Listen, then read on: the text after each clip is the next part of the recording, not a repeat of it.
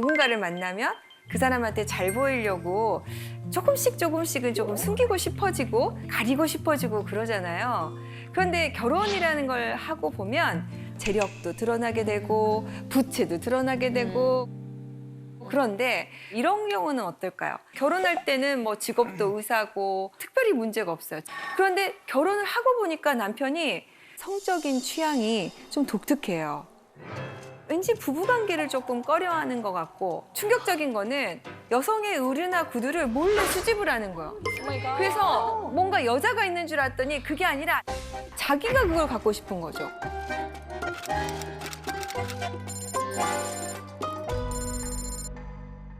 결혼을 하고 보니까 남편이 다이어트 약을 먹는 거예요.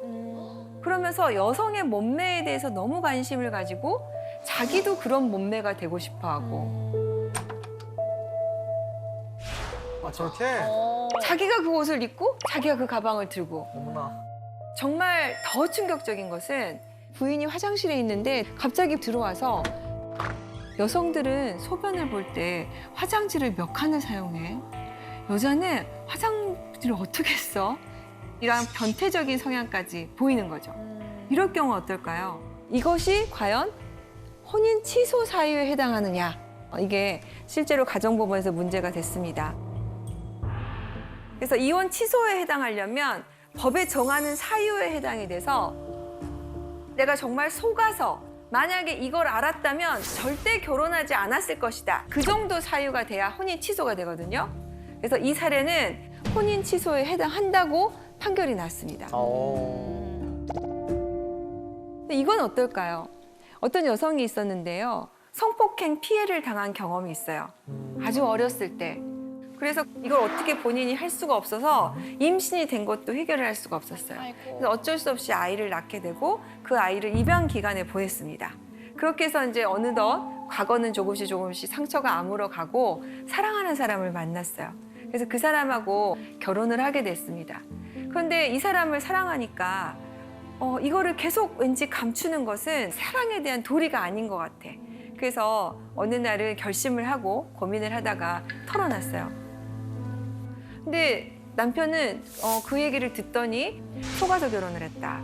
내가 이런 사람이었으면 안 할 텐데 심지어 아이까지 있단다 라고 하면서 그래서 혼인 취소 소송을 걸어왔습니다. 남편이. 즉시. 네.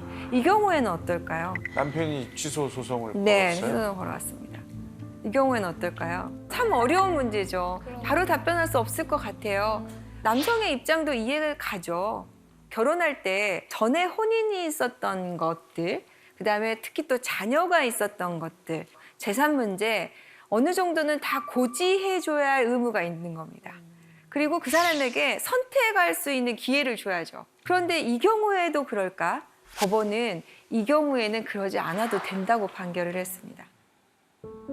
내가 어쨌든 피해자였고 나의 개인적인 사생활이고 중요한 부분은 또 아이를 내가 현재 양육하고 있는 것도 아니고 그 아이는 입양을 보내서 그 관계는 단절이 다 됐어요. 그래서 나의 상처, 남들이 알았으면 안 되는 나의 사생활의 비밀 같은 부분까지 고지해야 할 의무는 없다라고 판결을 했습니다. 그래서 혼인 취소는 안 된다. 근데 이제 나중에 그 두 부부가 갈등을 계속 유지해야 되냐면 나중에는 이제 이혼 사유로는 인정이 될 수도 있겠죠. 이런 경우들이 있어서 자, 결혼을 생각하시는 분들, 특히 또 사실혼을 생각하시는 분들, 그다음에 결혼할 때 어디까지 배우자에게 알려야 되는지를 고민하는 분들 참고를 하셨으면 좋겠습니다. 네. 네, 세 번째 이슈. 이혼은 쩐의 전쟁이기도 합니다. 네, 재산 분할에 대해서 한번 알아보도록 하겠습니다. 제가 이제 경험적으로 보면 이 재산 분할이야말로 쉽게 합의가 잘 되지가 않습니다. 어디까지를 해야 될지, 얼마를 해줘야 되는지, 작게는 수백만 원부터 많게는 뭐 수억 원까지 되니까 네, 도대체 재산 분할을 얼마를 받을 수 있을까 하는 게 이제 재판에서 제일 중요한 쟁점입니다. 그래서 여러분들은 어떠세요? 재산 어떻게 잘 관리하고 계십니까? 저는 주로 제 명의이긴 한데요. 네. 이런 얘기를 가끔 하곤 해요. 만약에 아내랑 뭐 나중에 뭐 그런 일이 만약에 생긴다면 나는 다 주겠다. 오. 난 다 진짜지? 주겠다. 난 또 네. 벌면 되니까. 아, 진짜지? 네. 다 주겠다. 네, 왜냐면 이거 저기 녹화된 거 계속 남아있는 거 아시죠? 네. 그동안에 네. 행복하게 그리고 뭐 제 아이와 이렇게 그런 것만으로 감사하니 아니 내가 귀책 사유가 생겨서 만약에 그렇게 된다면 아. 난 다 주고 그냥 새로 시작하겠다. 오. 뭐 이런 그냥 말들을 한 적은 있는데 차는 차는 그러니까 차랑 원룸 하나 정도만 차는 못 버리는구나. 하나 정도만 이렇게 냅두고 네. 뭐 그런 일이 없어야죠. 네. 박강현 씨 같은 분만 계시면 변호사들이 굶어 죽습니다. 네. 자, 그러면 한참 우리 이렇게 알콩달콩 살고 계신 우리 이지혜 씨는 어떨지 궁금해요. 저는 지금 결혼 13년 차거든요. 아, 네. 신혼 때랑 지금이 좀 달라요. 그러니까 신혼 때는 저도 회사에 다닐 때여서 남편이 그냥 저한테 카드를 주면서 본인의 벌이는 다 생활비로 쓰고 제 벌이는 다 저축을 하자고 했어요. 네. 근데 그러고 나서 제가 회사를 나오게 되고 활동을 달리 하게 되면서 벌이가 좀 달라진 거예요. 그래서 이제는 각자 관리하고 있어요. 네. 요새 이렇게 이지혜 씨처럼 사시는 부부가 진짜 많으신 것 같아요. 특히 이제 맞벌이가 많이 되다 보니까 한 사람만 누군가 계속해서 부담을 하는 게 아니고 각자 조금 역할을 공평하게 나가고 있는 경우가 많은 것 같고요. 이제 월급에 얼마를 내서 생활비에 쓰자 이렇게 해서 하는 경우 같습니다.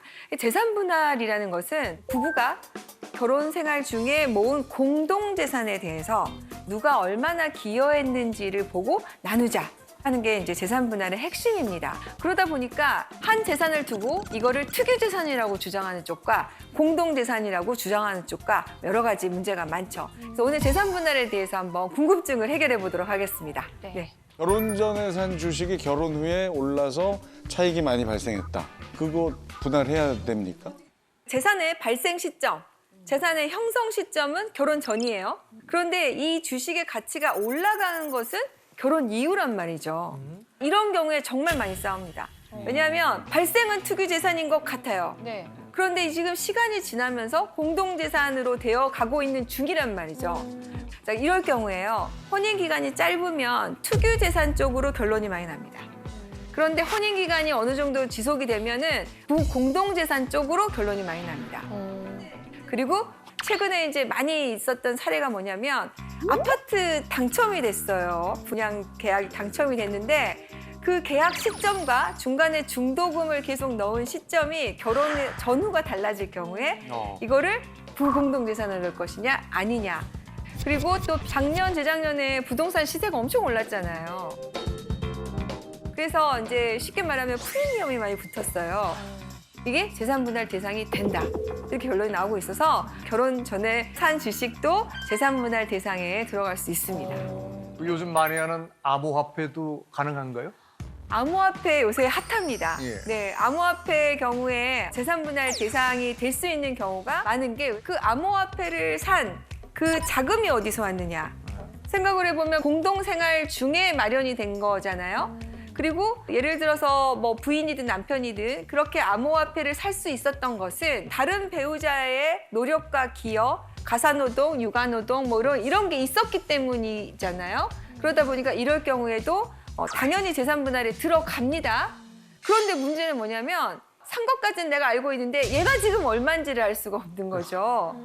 그래서 팔았으면 팔았다는 증거를 내놔라. 손해가 났으면 손해가 났다는 증거를 내놔라 라고 요청을 하지만 그게 실제로는 조회가 잘 되지 않습니다.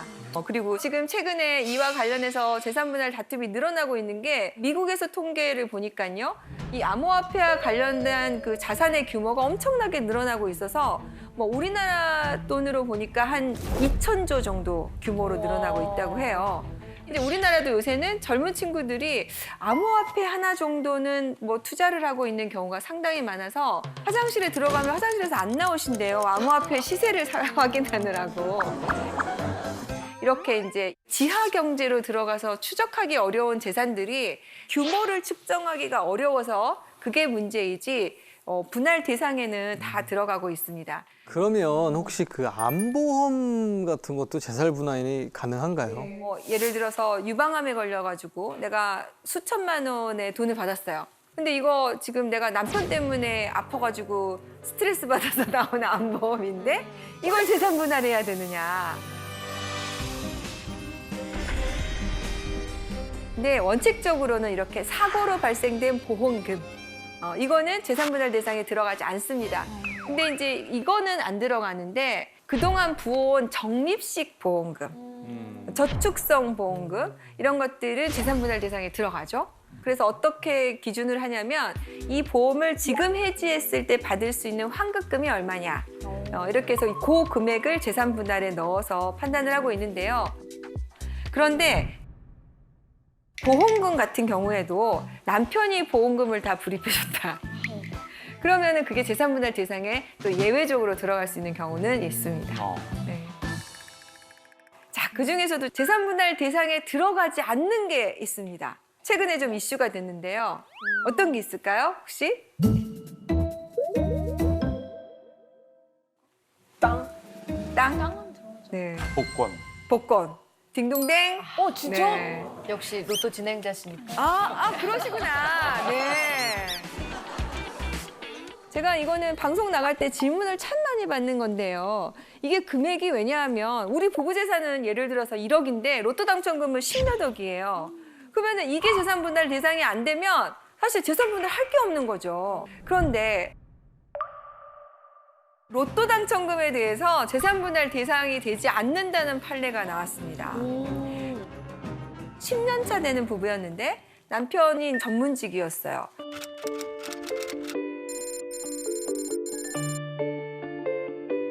남편이 자기가 갖고 있는 돈으로 로또를 샀는데 진짜 당첨이 된 거예요. 무려 20억 원. 무려 20억 원. 근데 이 부부는 남편이 전문직이지만 실제로 두 사람의 재산은 별로 없어요. 근데 이제 부인이 남편이 이제 20억 원 되니까 와 나도 한번 좀 명품 시계도 사보고 싶고 그죠? 20억이나 됐는데 여보 이렇게 좋은 일이 생겼는데 나 이런 거 하나 사주면 안 돼 했는데 남편이 안 되라고 거절을 한 거죠. 이건 내 돈이야. 내가 해서 산 거야. 그리고 그 돈을 전부 다 주식을 사버리고 그 이후에 일절 부인한테는 얘기도 안 하는 거예요. 알려고 하지 말아라. 그러다 보니까 이제 이게 갈등이 되고 해서 이혼 소송에 이르게 됐습니다. 그래서 쟁점이 된 게 이 로또 당첨금이 그리고 로또 당첨금으로 산 주식이 재산분할 대상이 되느냐였는데 어떤 판례가 나왔냐면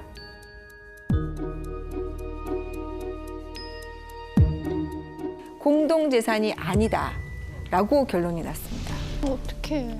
그래서 부인은 아니 이게 왜 공동재산이 아니에요. 내가 가사노동도 하고 육아노동도 하고 이렇게 해서 같이 모은 거고 내가 남편한테 뭐 생활비를 많이 안 가져가니까 돈이 남아서 산 거 아닙니까? 라고 해서 공동재산이라고 주장을 했지만 그 부분을 받아들여지지 않아서 로또 당첨금에 대해서는 원칙적으로 재산분할 대상이 안 된다라고 판례가 났습니다. 아내 입장에선 너무 억울할 것 그죠. 같아요. 네. 어떻게 보면은 그 로또 당첨금이 수십억 원이 되면서 남편은 사실 본인이 하고 싶은 것들을 다 하고 다니는데 이 배우자는 아무것도 할 수가 없고 더군다나 재산 분할까지 안 된다고 하니까 네, 안타까울 수밖에 없는데 최근에 되게 이슈가 됐던 핫한 드라마에서도 비슷한 상황이 나왔잖아요. 네. 그러니까 뭔가 당첨이 되자마자 이혼을 바로 하려고 했던 남편인데 전혀 받을 방법이 없어요. 그러면 그런 경우. 그래서 이럴 경우는 로또 당첨했을 때 그 번호 적잖아요. 네네. 그런데 내가 그 번호를 남편한테 알려줬어. 같이 의논을 했어. 사러 가는데 내가 심부름을 갔다 왔어. 로또를 산 그 돈은 내 주머니에서 같이 나간 돈이고 뭐 이런 부분들을 상대방이 인정하는 내용이 있다면 그때는 예외적으로 재산 분할을 받을 수 있을 것 같습니다. 네. 재산 분할도 재판 사항 중에 하나여서 입증하는 게 굉장히 중요해서 증거가 없으면 그걸 입증하기 어려우니까요. 혹시 당첨되신 분들 중에서 그런 거 기여하신 분이 있으면 반드시 상대방이 인정하는 거 문자나 뭐 녹음으로 남겨주시면 좋을 것 같습니다. 네, 머리 아프다. 네. 안 해야지.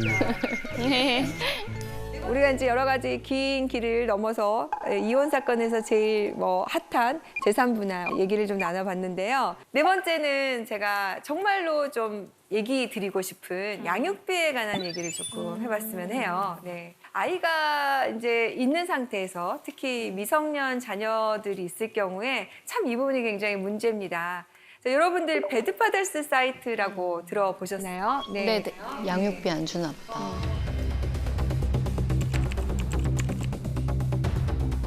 양육비를 주지 않은 부모들을 이렇게 공개하는 사이트가 발생했습니다. 2018년 7월인데요. 지금 이 사이트는 이제 한번 폐쇄되고 새로 이제 생긴 사이트고요. 처음에 사이트는 이제 이런 기초적인 내용도 거의 안 나와 있는 사이트였습니다. 근데 이제 이게 공개가 되니까 아무래도 여기 올라가신 분들은 자신의 명예가 훼손이 됐다고 그래서 화제가 됐는데 배드파더스 사이트를 운영하는 사람을 명예훼손으로 고소하는 일이 있어서 제가 그 형사사건에 참여를 했는데요. 2018년이면 불과 한 3, 4년 전입니다. 그때만 해도 양육비라는 것을 받아야 되는 것인지 줘야 되는 것인지에 대해서 정말 인식이 없었어요. 그리고 가정법원에서조차 이혼 사건을 이제 판결하거나 조정할 때 아유 뭐 양육비 그거 어차피 못 받을 건데 뭘 그걸 가지고 조정을 안 하려고 하십니다. 라는 얘기를 제가 들을 정도로 양육비 문제에 대해서 많은 분들이 인식이 좀 없었습니다. 근데 저도 이제 사실은 이혼 사건을 많이 하는 변호사잖아요. 근데 이혼 사건을 하고 나면 대부분의 그분들이 저를 다시 안 만나고 싶어 해요. 그죠? 제가 무슨 좋은 인연이라고. 그래서 저도 사실은 제가 진행을 했던 제 의뢰인들이 그 이후에 어떻게 살고 있는지 알 방법이 별로 없었어요. 근데 그때 이 배드파더스 사이트를 접하고 하면서 양육비를 못 받는 분이 80%에 이르게 된다는 걸 저도 충격적으로 받아들였습니다. 이와 관련해서 무죄 변론을 하고 법이 개정이 돼서 저는 조금 나아졌을 거라고 생각을 했는데요. 최근에 2021년에 조사했는데 여전히 80%에 이른다고 하더라고요. 정말 가슴이 아픈 일이 아닐 수가 없어요. 그래서 양육비라는 것은 미혼 배우자에게 주는 돈이라고 생각해서 안 주는 경우가 많았는데 그 양육비는 그 배우자에게 주는 돈이 아니라 아이에게 줘야 되는 거죠. 심지어는 어떤 경우도 있냐면요. 반려동물이 있는 경우에 헤어지면은 이 반려동물한테도 양육비를 줘야 된다는 판례가 나오고 있는 실정이에요. 진짜요? 와. 왜냐하면 맨날 같이 있으니까 보고 싶잖아요. 그래서 이 반려동물도 면접 교섭을 할 수 있는 걸 정하고 있는 것이 우리 요새 가정부문의 실정입니다. 그래서요, 애완견의 경우에 한 달에 양육비 10만에서 15만 원 정도. 면접 교섭을 뭐 2번 정도 이렇게 하고 있거든요. 그런데 하물며 내 자녀인 경우에 왜 그거를 지급하지 않는지 정말 가슴이 아픈 일이 아닐 수가 없어요. 오죽했으면 아버지를 고소하는 일이 있었습니다. 양육비를 주지 않는 아버지에 대해서 형사처벌을 해달라고 고소를 한 겁니다.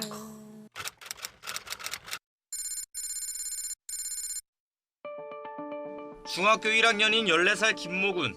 4년 전 이혼한 뒤 한 번도 양육비를 주지 않은 친아버지를 아동학대 혐의로 처벌해달라며 검찰에 직접 고소장을 냈습니다. 지난 3월 생활고를 견디다 못해 엄마와 함께 찾아갔다가 무단 침입으로 신고를 당한 게 계기가 됐습니다. 양육비를 이행하지 않은 그 사람이 오히려 저희 엄마께 주거 침입이라며 신고를 하는지, 그리고 왜 그 사람은 그에 대해서 어떠한 처벌도 받지 않는지 전 도무지 이해가 되지 않습니다. 인터넷을 뒤져가며 아동복지법을 공부했고 직접 고소장을 썼습니다. 양육비를 주지 않는 행위는 저희를 유기, 방임하는 행위이고 건강, 복지, 정서적 발달을 저해하는 신체적, 정신적 학대 모두에 해당된다고 생각합니다. 똑똑하네. 제 친부가 제발 저의 입장을 한 번이라도 생각했으면 합니다. 네. 여러분들 이거 어떻게 보셨습니까? 어떠세요? 마음이 아프죠. 뭐. 네. 예, 예. 지금 이 아이가 아버지를 고소하기까지 이르렀을 때 얼마나 많이 이렇게 상처를 받았을지. 당시에 아동복지법 위반으로 고소를 했는데 이 사건은 무혐의로 결론이 났거든요.